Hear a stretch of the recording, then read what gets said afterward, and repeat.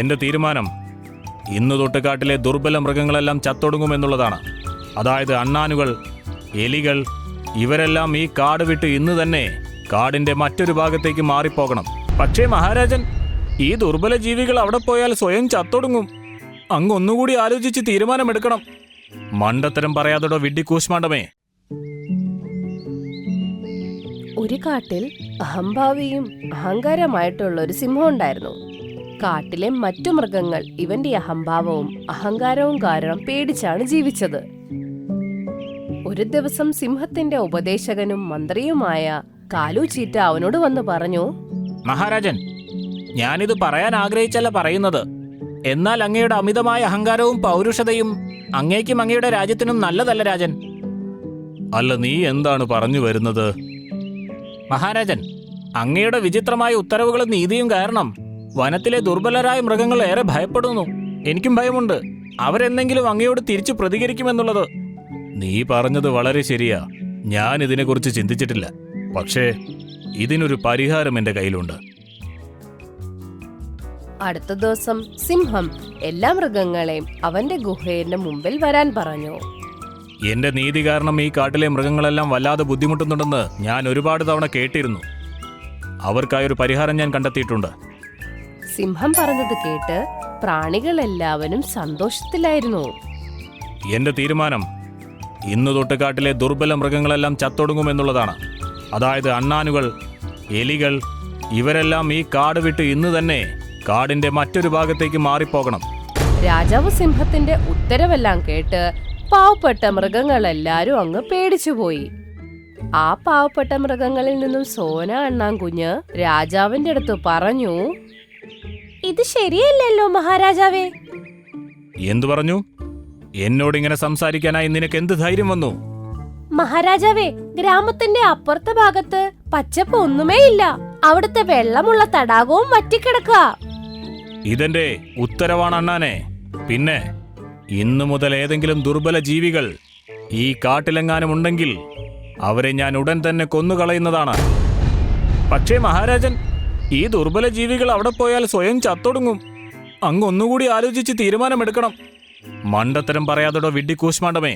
സത്യം പറഞ്ഞാൽ ഞാൻ നിന്നോട് യോജിക്കുമായിരുന്നു. എന്നാൽ ഈ സ്വർണ്ണ അണ്ണാൻ എന്നെ ദേഷ്യം പിടിപ്പിച്ചു. എന്തായാലും നിങ്ങളെല്ലാവരും ഈ കാട് വിട്ടു പോകേണ്ടി വരും. കാലു ചീട്ട അവന്റെ മനസ്സിൽ ആലോചിച്ചു. എന്തായാലും ഇന്നൊരു നിർഭാഗ്യകരമായ ദിവസമാണ്. ഈ കാട്ടിലെ സിംഹം രാജാവായപ്പോ ഈ കാട് മുഴുവൻ കൊള്ളയടിച്ച് നശിപ്പിക്കുന്ന വിചാരിച്ചത്. അങ്ങനെയൊക്കെ ചെയ്യുമെന്നുള്ളൊരു പേടിയുണ്ടായിരുന്നു.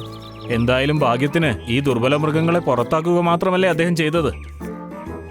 സിംഹരാജാവ് ഇതെല്ലാം പറഞ്ഞു കഴിഞ്ഞ് അവന്റെ ഗുഹയിലോട്ട് അങ്ങ് പോയി.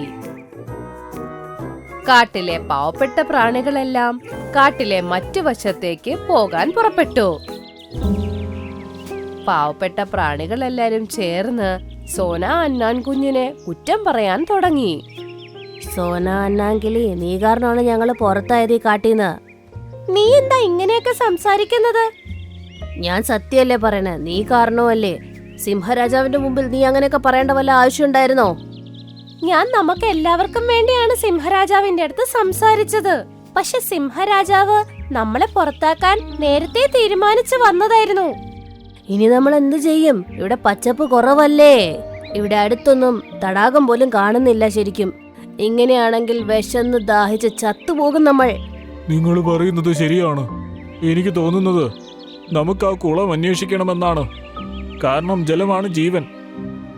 പിന്നെ സ്വർണ്ണ അണ്ണാനെ, ഇവിടെ നിന്ന് പോകൂ. ഞങ്ങൾക്ക് നിന്റെ ഒരാവശ്യവുമില്ല. നീ കാരണമാണ് ഞങ്ങൾക്ക് ഇതെല്ലാം സംഭവിച്ചത്. ഞാൻ കാരണമാണ് നിങ്ങൾ എല്ലാവരും കാട്ടിൽ നിന്ന് പുറത്തായതെന്ന് നിങ്ങൾക്ക് അങ്ങനെ തോന്നുന്നുണ്ടെങ്കിൽ ഞാൻ നിങ്ങൾക്ക് വാക്ക് തരികയാണ്. ഞാൻ തന്നെ നിങ്ങളെ തിരിച്ച് ആ കാട്ടിൽ എത്തിക്കുമെന്ന്. അതുപോലെ രാജാവ് സിംഹത്തിനൊരു പാഠവും പഠിപ്പിക്കും. സോന അണ്ണാൻ കുഞ്ഞ് അവിടുന്ന് മഹാരാജാവിനെതിരെ പക വീട്ടാനുള്ള പരിപാടിയിലായി.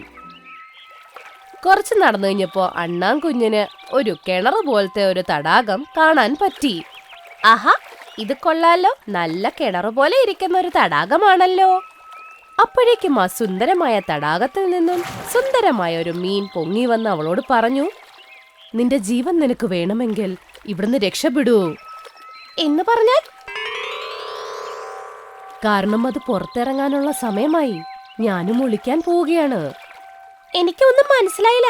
ആര് പുറത്തു വരുന്ന കാര്യാ പറഞ്ഞത്? നിനക്കറിയില്ല, ഈ തടാകത്തിന്റെ അകത്ത് ഒരു ഡ്രാഗൺ ഹോഴ്സ് ജീവിക്കുന്നുണ്ട്. പക്ഷെ ഈ തടാകത്തിന്റെ അകത്ത് അത് എങ്ങനെ വന്നു അറിയില്ല.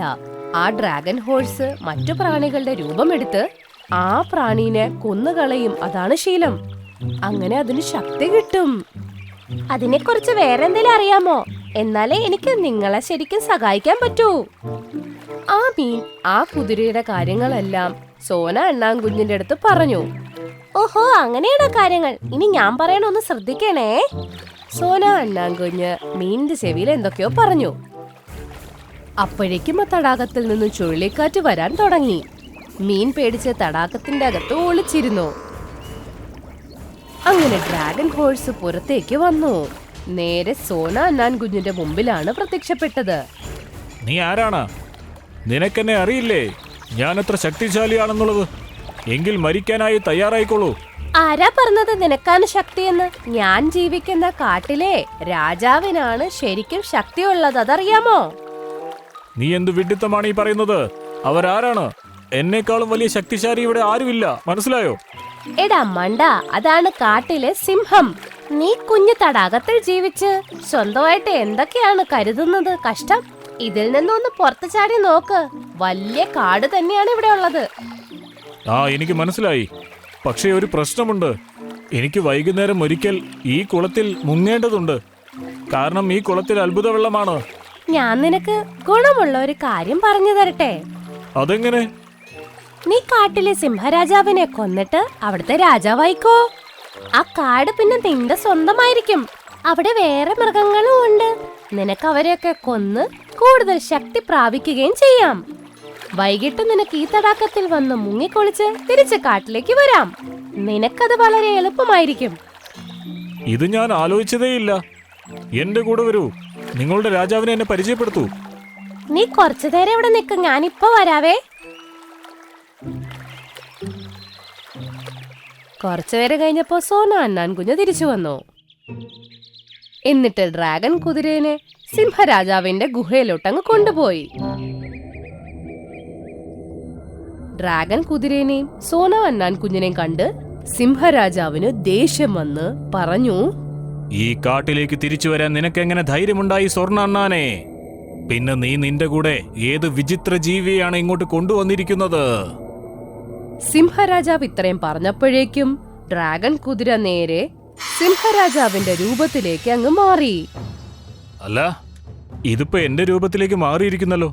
നീ ഒരു ആൾമാറാട്ടക്കാരനെയാണോ എന്റെ മുമ്പിലേക്ക് കൊണ്ടുവന്നിരിക്കുന്നത്? എന്നെ കൊല്ലാനായി, എന്റെ ഈ കാട് ഏറ്റെടുക്കാനായി? പക്ഷെ ഞാനിവനെ വെറുതെ വിടില്ല.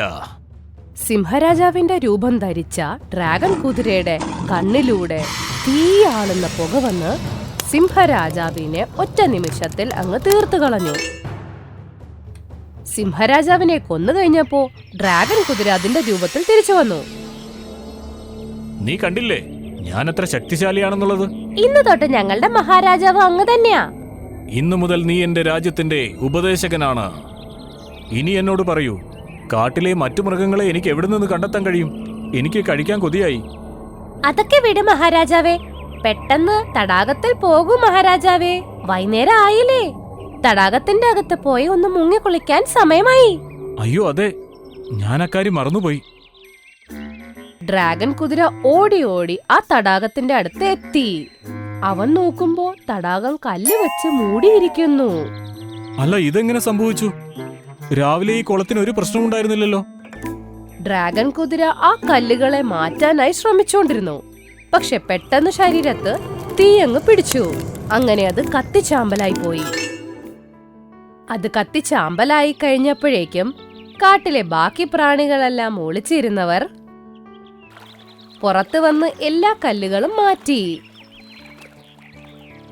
ആ തടാകത്തിൽ നിന്നും തുള്ളിച്ചാടി ആ മീൻ പുറത്തോട്ട് വന്ന്, സോന അണ്ണാൻകുഞ്ഞേ, ഒരുപാട് നന്ദിയുണ്ടേ. നിന്റെ ഈ ബുദ്ധി കാരണമാണ് ഡ്രാഗൺ കുതിരേനെ ഇതിൽ നിന്നും ഇല്ലാണ്ടാക്കാൻ പറ്റിയത്. തടാകത്തിന് തിരിച്ച് അതിന്റെ ജീവൻ തിരിച്ചു കിട്ടി. അതുപോലെ ഞങ്ങളുടെ കാട്ടിലെ അഹങ്കാരിയായ ആ സിംഹരാജാവിനെ ഒഴിവാക്കാനും പറ്റി.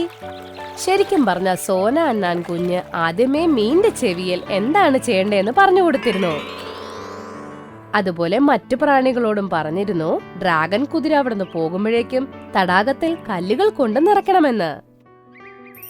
അതിനുശേഷം കാട്ടിൽ എല്ലാവരും സന്തോഷത്തോടെ ജീവിക്കാൻ തുടങ്ങി.